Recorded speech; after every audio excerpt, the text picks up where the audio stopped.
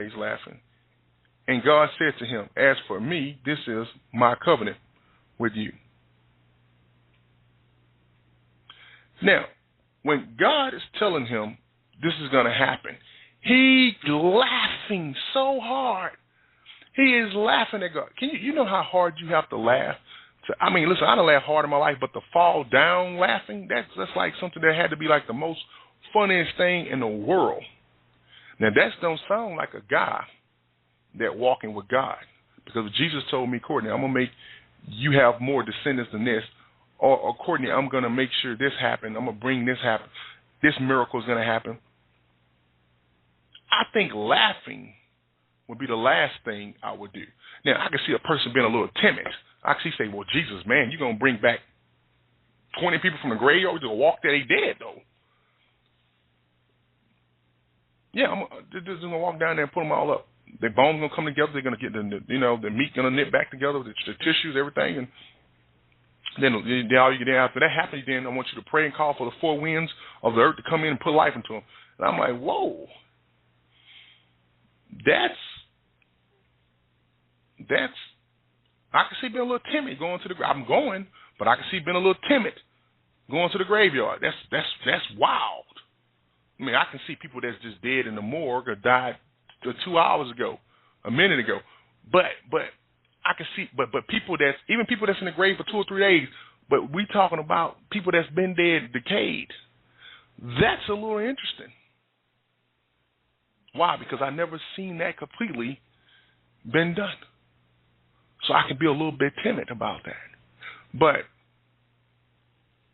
I believe that he can do it.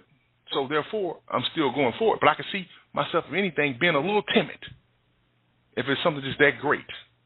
Because that's more than you can imagine, some people. And I can see that Abraham was a little bit timid. But to laugh, like you got to be kidding me. There's no way. I mean, you a joke, okay? And to laugh so hard. Now, why would Abraham do this? Now, there's an important thing in this Bible, in this passage to show you why Abraham was laughing. It said when Abraham was 99 years old, the Lord appeared to Abraham. Now, why would they say when he was 99 years old? Because at this time, it's been 13 years since God talked to Abraham. It's been 13 years since God talked to Abraham. So, when Abraham was walking with God, going with God in the beginning, what happened? It's some things he was going back and forth, but he was still holding on to maybe God will give me everything I'm looking for. But after he had that son from Hagar, the one that he should have never had, once he had that happen, God went away from him because he did not believe in God. He did not have faith in God. He walked away from God. He didn't trust God. He trusted Sarah, not God. So we got another Adam here. He didn't trust God. He had his own pride, his own thing, because he didn't believe God can actually do this. So what happens when he didn't believe God can do this? So let's go find out what happens. So we was in 17. We're going to just go over a little bit. We're going to turn over to Genesis chapter 15, verse 3. Genesis chapter 15, verse 3. And Abram said, Behold to me, thou hast given no seed. Seed, this is an older translation, which is the best ones in the new ones, has given no seed, with no S. It's singular. And no one born in my house is, one who's born in my house is my heir. Now, goes on to the next translation, the next verse 4. And behold, the words of the Lord came unto him, saying, This shall not be thy heir, because he thought the heir was going to be a slave that he had in his house, one of his trusted slaves. But God say, no, there shall not be thy heir, not heirs, not more than one of them, just one. And we all know Abraham had many sons, so many sons that father Abraham. After Sarah died, Abraham was laying kids out, just popping them out back to back. But this is only for one son. This shall not be thy heir, but he that shall come forth out of thy own bowels. That word bowels is also translated body, B-O-D-Y, your body. Shall come forth out of thy own bowels. Now, the word bowels is a bad translation because when they say come out of your own bowels, that can mean his own stomach, mean his own testicles. That's what that can mean. I'm going to be blunt with you. That's how people would took that translation. And that's how people would took it. But the truth is the translated word is body. Body. Out your own body shall be thy heir. Now, where did Abraham fall victim to not listening? Well, we're going to get to that, but right now, watch this here. And he brought him forth and abroad, and said, look now towards heaven, and tell the stars. It say, and tell the stars, if thou be able to number them or list them. And that's what it means, list them. And he said unto him, so shall thy seed be. One, be. So he looked up to the stars, he looked in the constellations, he seen what they was. He said, wow, that Redeemer guy, he's going to be the Lion of Judah. The guy that start off in Virgo and end up in Leo, that's going to be who he is. Our Redeemer. When he seen that, he said, whoa, he's going to be the Savior of the world and the ruler of the world. And that's going to be my seed?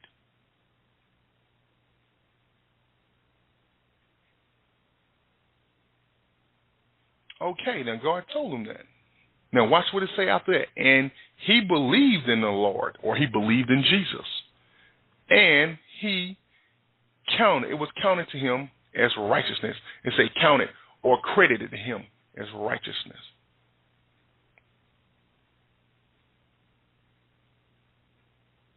Now, what ended up happening to Abraham?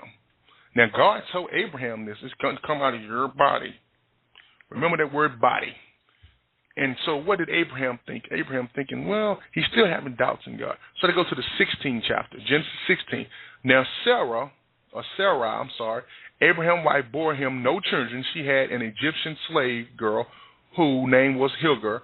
And Sarah said to Abram, you see that the Lord, now she pointing the finger. That's that pride.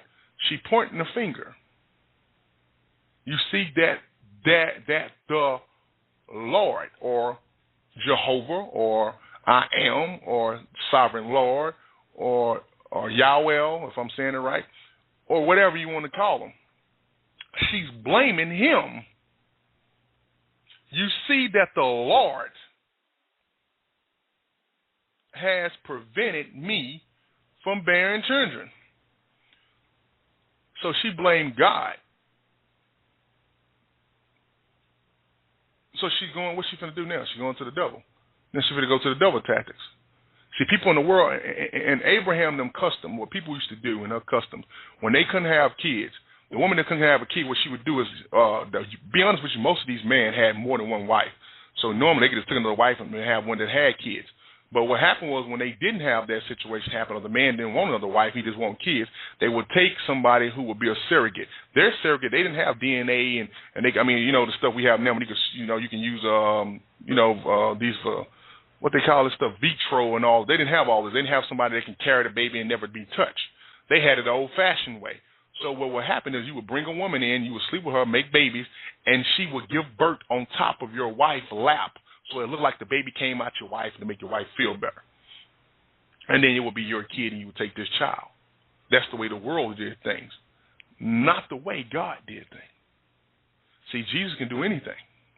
But what happens is Sarah didn't trust in him. So what she did was she blamed God because she didn't know him. She didn't know God, so she blamed God. See, that's the truth. She didn't know God. Abraham not really completely knowing God.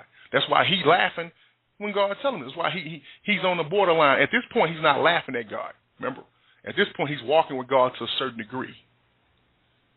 He's believing God. He just don't know what to think. Now, it's funny how all of a sudden God tell him a kid going to come from your body, and how the devil pops up now, and Sarah's saying, now notice that Sarah's 80-some years old. That means her and Abraham been together, and you know Abraham is her brother. So they born together. He's 12 years older than Sarah. So they've been married since they've been kids. That means that, you know what, they've been having this custom in their people all this time. But that shows you what kind of person Sarah is and what kind of person Abraham was. Because Abraham was a man that just loved her so much, he went along with not having kids. It bothered him. He hated it, but he had that love for her. And the thing is that she had selfishness. Because I'm not going to let my man mess with no other woman. It's going to be me, and that's it.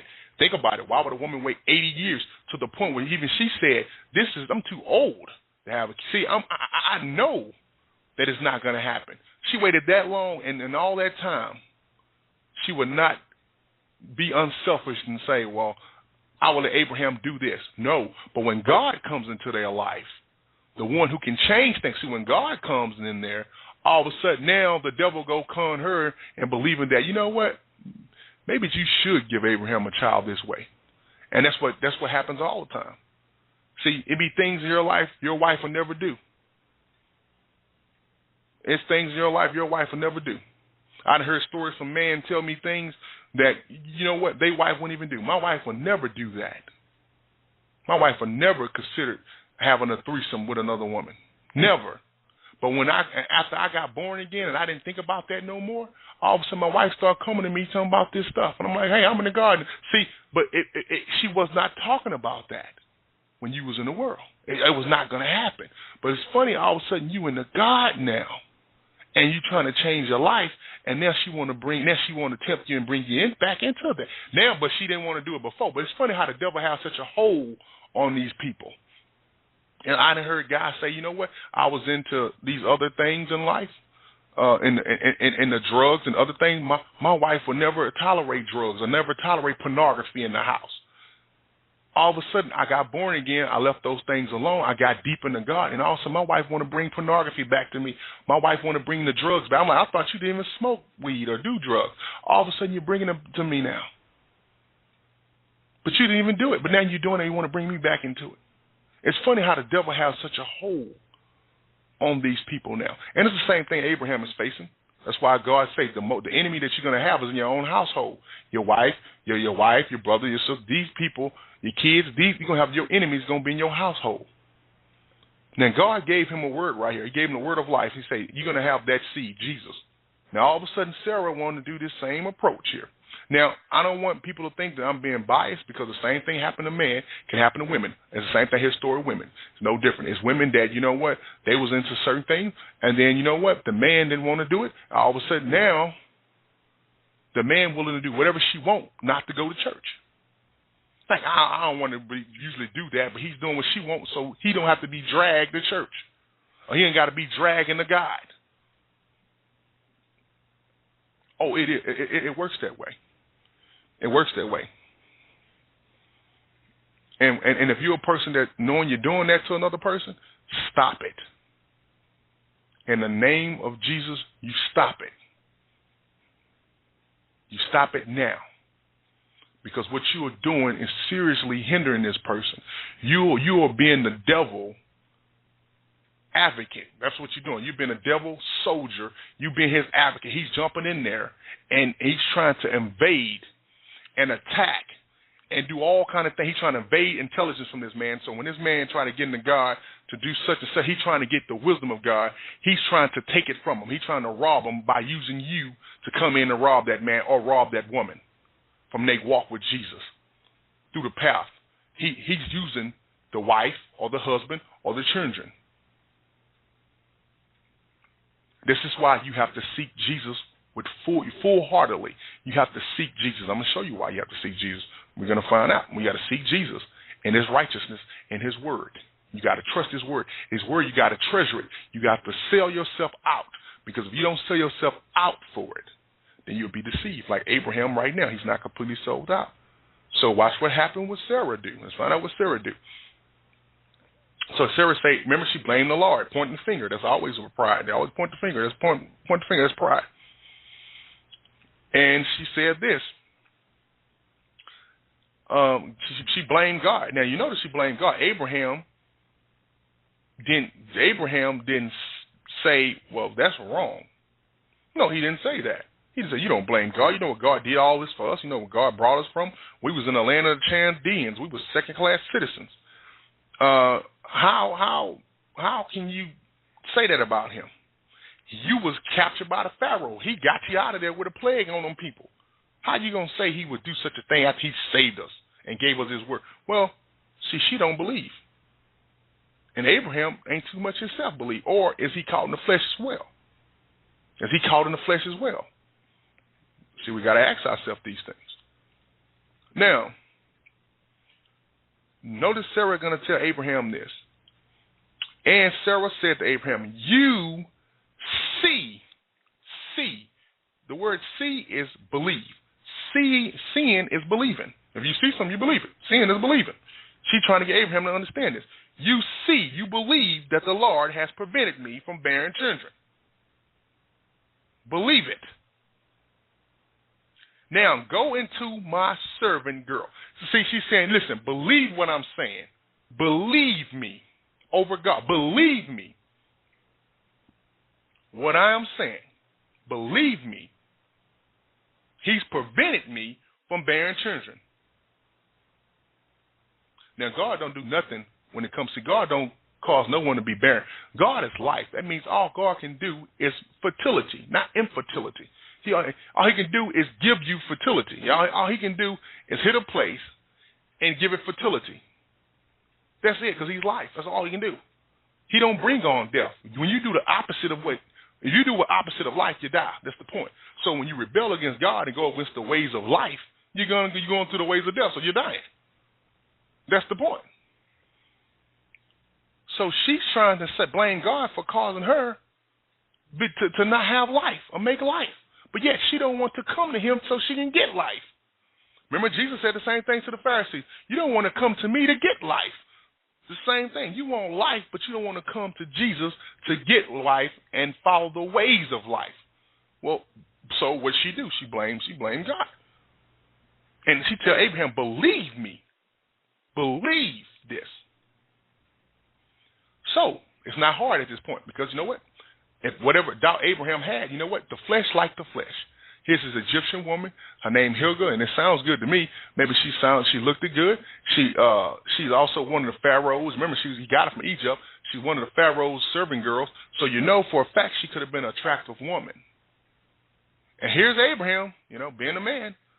Am I going to turn that down? And plus, maybe this is what God was talking about. God did say I'm going to have an heir, and then my wife. Think about it. I can believe that because Abraham probably was thinking this way. I can believe that because here's Sarah. I've been with her for 80-some years, and she would never let me have a wife and keep on blaming me for her not having a baby and everything else or whatever it is. And God say, I'm going to have one the other day, and now my wife is doing something that she would never do. She bringing another woman to me and say, go have your way with her until she get pregnant. I mean, come on. She would never say that. It has to be God got her. She would never do this. She would never let me have that threesome. She would never let me be into pornography. She would never bring marijuana. She would never do crack. How is this happening? It got to be God. She would never do that. Well, she'll do it for the devil. The devil just ain't let her do it until he wanted her to. If anybody not full-heartedly following Jesus, you're going to be deceived by the devil. So what happens? She told Abraham this. Now, Abraham not completely following God. Remember, he's not thinking on God's righteousness. He's thinking on his own righteousness, his own way of thinking. And the way he think is, man, Sarah would never do this, so by this happening, okay, sure. And he'll go, think about it. This is a woman. This is a chance he can have with another woman right here. He's going to take that. So what happens? And Abraham listened to the voice of Sarah. Now, is it the first time Abraham listened to Sarah? No, it ain't. You mean to tell me that he never listened to Sarah? Never? And he's going to listen to her just now? Come on. This is something that's been going on in a relationship. He's been using her. See, when a man loves a woman more than God, what happens is that when a man does that, he put her in his position of thinking. That means that, that's the way this world is, man. Talk everything over with your wife. I ain't got to talk nothing over my wife. Jesus told me to do this, and this is what Jesus say do. If she don't like it, then she know what she can do. I'm not going to go against God. See, people have made up these lies and told you, well, Jesus wants you to he wants you to talk things over with your wife. What we need to talk over? Jesus told me I need to go to Mississippi and do this message. This message needs to be done. And it don't make no difference. I can talk with my wife. I'm going to have to go to Mississippi. I don't have a choice. I'm a prisoner in chains and bonds. I'm a happy prisoner in chains and bonds. So I ain't got a choice. So if I ain't got a choice, I'm the man, I'm the head. And then she definitely ain't got a choice. We both ain't got no choice. So what's I got to talk over her? What? But see, we ain't taught that way. Jesus don't talk nothing over with me. When he come and say, I need you to go to Mississippi. Jesus, listen, I need you to go to Mississippi. Okay, Jesus, what you want me to preach? What is it going to be about? Yeah, I'm not going to Mississippi, Jesus. You ain't going to go with me. So I'll go with you. If you're going to preach about this issue, or if you're going to preach about love or forgiveness or pride, I'm there. Well, I'm going then. What about my wife? What about my kids? Well, they'll be fine. He'll take care of them. See, people don't understand that dedication to God. They don't understand that kind of dedication. They don't understand how it works. They don't understand who Jesus is. So therefore, we sit up here trying to argue with my wife, and then so why? So cause my wife's gonna come back now and try, and if she's not in the God the way she's supposed to be, here come the devil now. Now here I got to deal with, you just probably going to Mississippi because you want to go do this. You just want to get away from us and the kids. I got to get all this and something that's supposed to be a great little thing, a mission going on. The Holy Spirit, I need to get prayed and prepared and everything else, and just seek God and spend some closet time with God. Now I got to fight and argue and have all kinds of distractions and arguments now where the Holy Spirit's not going to want to be around. It's going to have issues because how you going to be in the spirit when you keep on fighting in the flesh? So now I got to deal with this devil now because now I got to go and talk to her. That's not of God. That's of man. Man then made that situation, and Abraham was one of these men. If Abraham made his own decision, a big decision like this, he's definitely not going to listen to her. And you notice that she told him, "Believe me." Okay, believe me because I'm right. And he said, okay. And it's not hard to say okay when he can find a woman right here in front of him and he can get his way. I don't really think Abraham was just that kind of man because he could have took more than one woman if he wanted to. I mean, he could take more than one wife. He could have. Everybody else will. And it's something that's not, in this day and age, it's frowned upon. But biblically, it's nothing to tell you can't. But he could have did that. So I'm not going to say he was just some horny dog who wanted another woman completely, but I'm saying that kind of thickens the pot for him. And something else was going on between him and Hagar because you got to go further to the story to find out what was going on. And Abraham listened to the voice of Sarah. Okay, so after Abraham had lived 10 years in the land of Canaan, Sarah, Abram's wife, took Hagar, the Egyptian, her slave girl, and gave her to gave her to her husband, Abraham, as a wife. As a wife. Now, this is so many different translations we can find. I don't care how many ones. This is debate. Was Hagar his wife, or was she it's so many translations saying that she was his wife, and there's also so many of them just saying that she was, he took her in the bed like a wife. That's the thing. It's so many translations. Even the older ones, it go back and forth. Was she his wife? Or she wasn't his wife. Now, we both know if she wasn't his wife, he'd be committing adultery. It don't make no difference that Sarah agreed to it. It's adultery. My wife can agree right now for me to go get 3 hookers. It don't make a difference. That's adultery. I'm sinning against Jesus. I won't dishonor him like that. And so it don't make no difference. She agreed to it. Of course she's going to agree to it. There's the devil. The devil's in her. Of course he's going to agree to her. But am I supposed to do that? Well, if he didn't take her as his wife, if he took her as his wife, then it's okay. Because you know what? He didn't put Sarah away. He didn't divorce Sarah and put her away. No, he didn't. So if he married Hagar and just used Hagar for sex and got her pregnant and then he mistreated her, then he have to let her go away. That's why you notice God told him, let her go away, let her go free. Because God had a rule that it wasn't just a rule back then, it's a rule at this time. That you mistreating Hagar, if you can't love her the way you love your first one, if you're gonna mistreat her, you have to let her go. That's the same thing God had before. If you let he had in Deuteronomy and Exodus and these things, he had a law to say, hey, if you get a second wife and you take one, and if she's a slave and you take her and it's your wife, and if you do this, you don't treat her the way you treat your first wife or whatever, you don't treat her that way, you have to let her go and she'll be free. So it's the same thing God did with Abraham here. If you're going to have more than one wife and you ain't going to treat them the same, then you need to let the other one go. So Abraham wouldn't be sinning. He wouldn't be sinning if he married her. Okay? If he didn't marry her, then we talking about Abraham committing adultery here. He's committing adultery here. Now, he already committed, and look at the sins he committing right here. He hearkened to his wife, which Adam did and ruined the world. Well, he's doing the same thing. And he's making another baby that was never supposed to be born, and this is never supposed to be happening because the promise don't go to him. But he's not listening to God. So he listened to her than that. Now he finds himself in that position.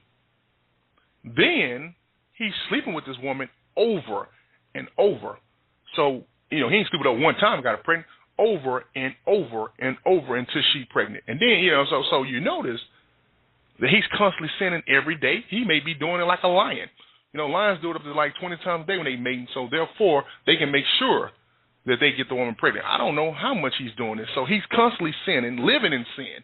He's laying in the tent and living this every night. So he committed adultery every night like this. So was Abraham doing these things? This is the question we got to ask ourselves. Because this is according to the word, yeah, he is. Now, if he married her, then he ain't doing nothing wrong. He ain't doing anything wrong. But except not listening to God, of course. Now, it say he went into Hagar and she conceived. We don't know how many times that was happening or what was happening. And when she saw that, it said that when Hagar conceived, and when she saw that she had conceived, when she was pregnant, she looked with contempt on her mistress. Then Sarah said to Abraham, now watch how, then this is how people in pride do you. When they going against God, they don't trust God. She got Abraham not to trust. Now here we go to the point of the finger. Then Sarah said to Abraham, may the wrong done to me be on you. Whoa. It's her plan. Now see how the devil did her? He set her up, then he set her up, and then he set her up twice. He set up twice because he know that she don't know God. And if you don't know God, and you're a person that hindered another person, guess what? It's coming back to you even worse. You see? So she don't know that about God because she don't know God. If she knew that, then she would have knew that God would have gave her a baby. Now, why did Abraham mess up? Let's be honest. Now, when a man and a woman become what? One flesh, one body. So when God told Abraham at the time he's married to Sarah, he said a baby going to come from your bowels or your body. Your body mean one flesh, your marriage, your union. Abraham knew this, but somehow it fell out his eye. Fell out his mind. It fell out his ear. Somehow it came. It didn't register. It didn't abide in him. It's hard for the words of God to abide in you when you believe something else. When God said, "I'm gonna give you $55 million," just to give an example. He said, "I'm gonna give you $55 million Tuesday," and you know what? He said, "He'll give me $55 million Tuesday," but I ain't got no money for gas today. It is hard for me to figure out how I'm going to get 55. See, when I can't see it, it can't abide in me. But when I can see, okay, 55 million, okay, good. I'm going to go take some credit out. I'm going to get that gas. I got 55 million coming Tuesday. Let's go ahead and start shopping now. See, then it abide in you. But when it's something that's too big for you or something you can't see, then you don't take it. And then pride won't let you take it. No way you gonna give me no baby, man. Please, you old man. How you gonna do this? You come on, man. That pride, that's what pride gonna do to you. It's gonna bring in doubt, and that's what it's gonna do. Pride gonna bring in doubt, and when doubt come in, you in trouble. Because when doubt come in, your faith is no good. Your faith going back and forth now, and doubt is set up to kill your faith. It's set up to kill your faith. It's doubt.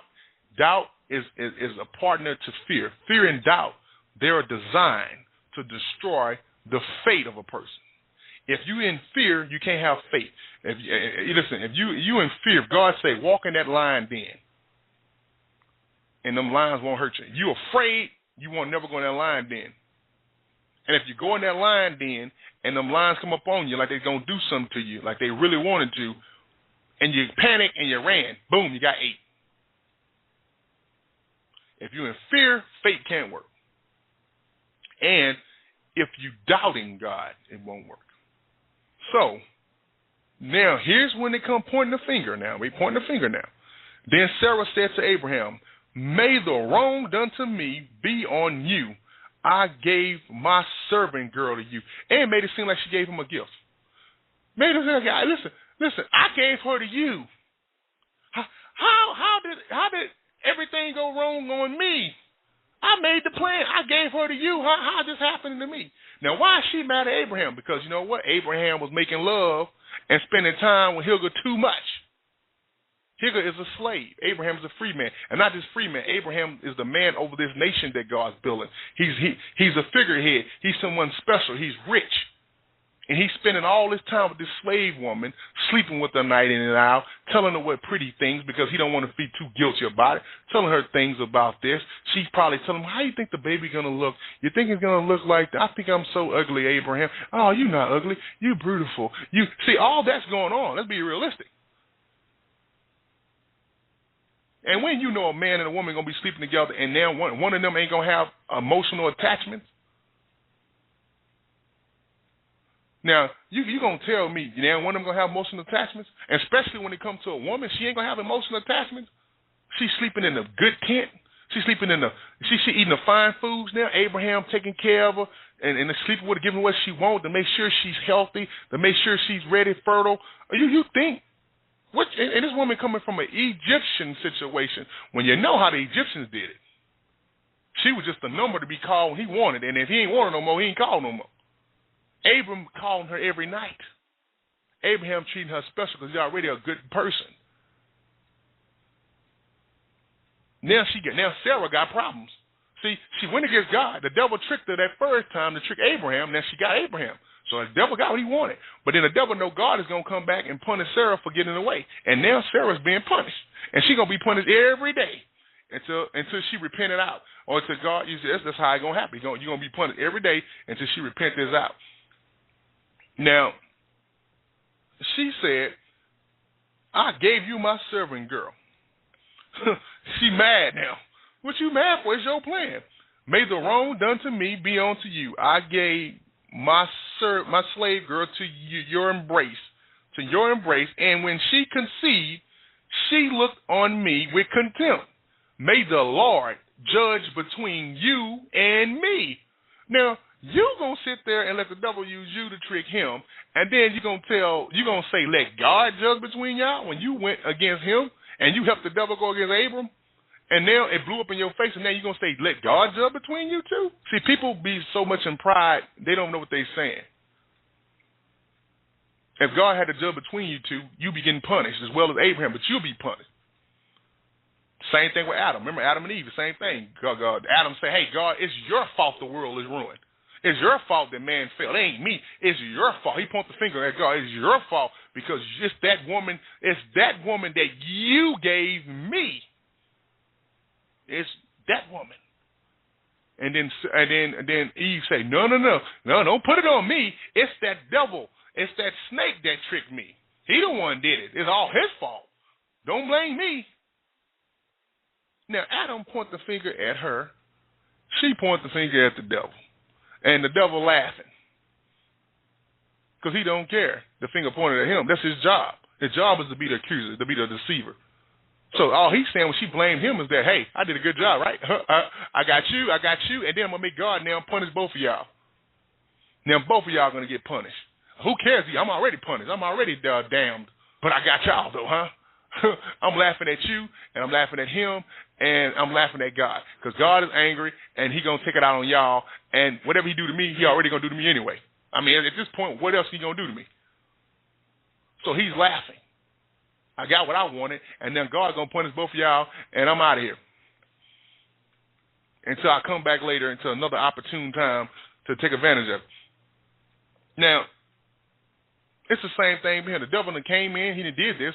Now, she wants God to judge between the two. So, this situation going on. Now, all this happened, and God had nothing to do with this. He had nothing to do with it. But see, Abram didn't trust him, so therefore he listened to his wife, just like Adam. Adam didn't trust God. Now, Adam sat up there, when God gave him other things, he didn't want them. He didn't want the earth. He didn't want the nations of people. He wanted the beasts of the fields, birds. He didn't want these things. And then all of a sudden, God gave him a woman, where he wanted an actual woman. For as I'm saying, a woman for him to, actually, he brought the woman to him and said, well, here's a